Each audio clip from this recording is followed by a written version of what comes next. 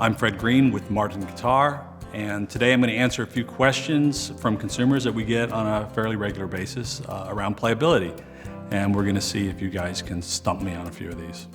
All right, so the first question is, how does Martin define great playability? And I guess I have to answer that by asking the question, when? And by when, I mean, what time period would you use to define great playability? Because it was very different. For example, in 1833, when Martin started, obviously our guitars are greatly influenced by Stauffer, and then later on by some of the great Spanish classical instruments. And they used gut strings, and the style of playing was a lot different. It was mostly finger style.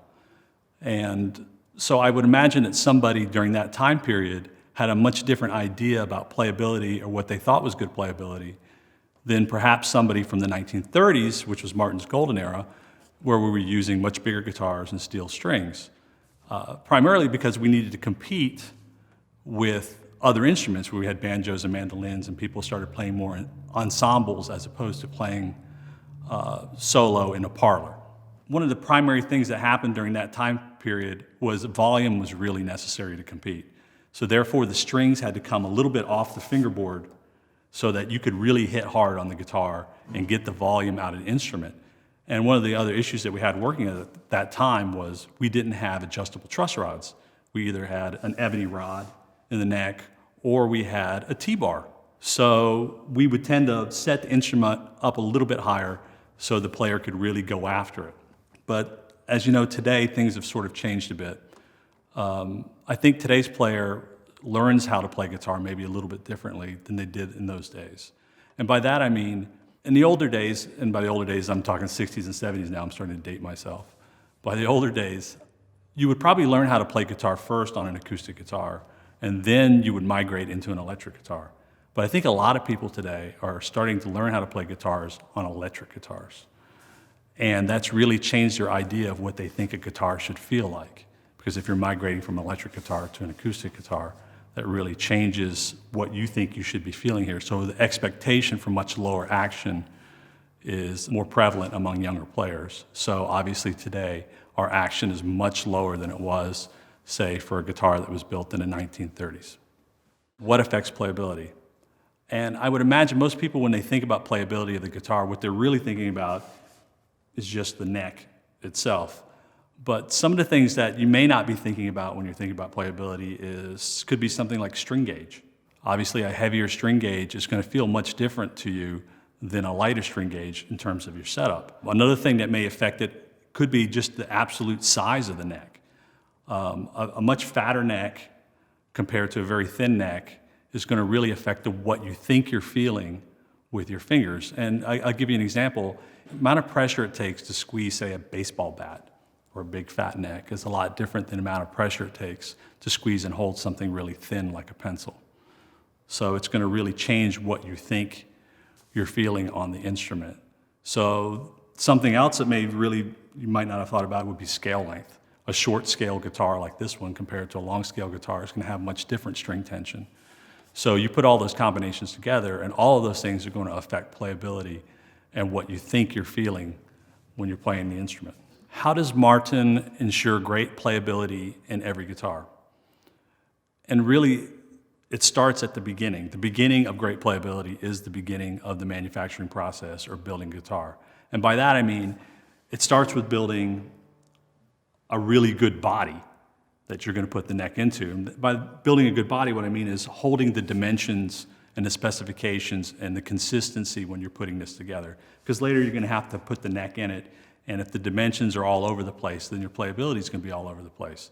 So the way we build the neck, the way we put the frets in, every piece of the manufacturing process leads and contributes to how the guitar is going to play at the end. And the closer the tolerances you hold as you go through the process, the less correction you're going to have to make at the end of the process.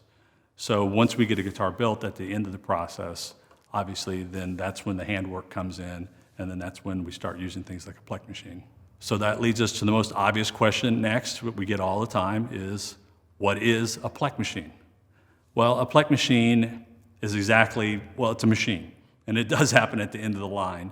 And by that I mean, After we built the body and we painted it, we've got the neck done, we put the neck inside the body. So we've neck fit it, we've got the bridge. What it does then is it goes into a machine called a plek machine. Now, this machine was developed years ago. We bought our first one probably 8 years ago.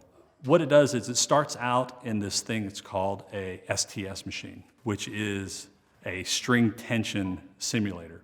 So they put the guitar into this machine and it has no strings on it, and it simulates string tension. That information is then transmitted into the actual plek machine itself. So we take it out, we put it into the plek machine, and what it does is it puts that information in, and a little feeler gauge comes out in the plek machine, and it works down where each string would be, down the fingerboard going over every single fret.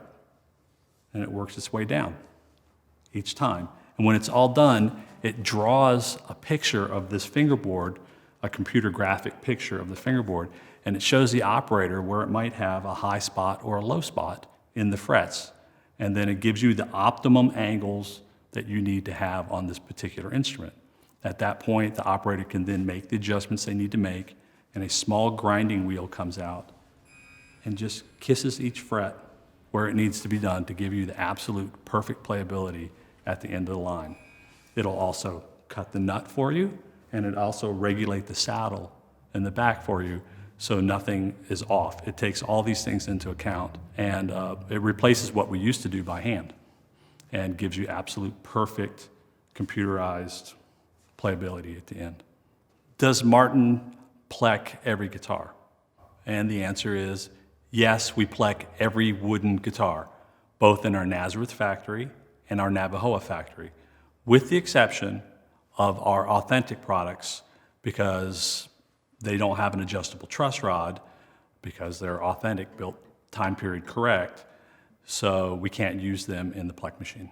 The last question is pleking a process that the consumer is charged for? And the answer to that is no.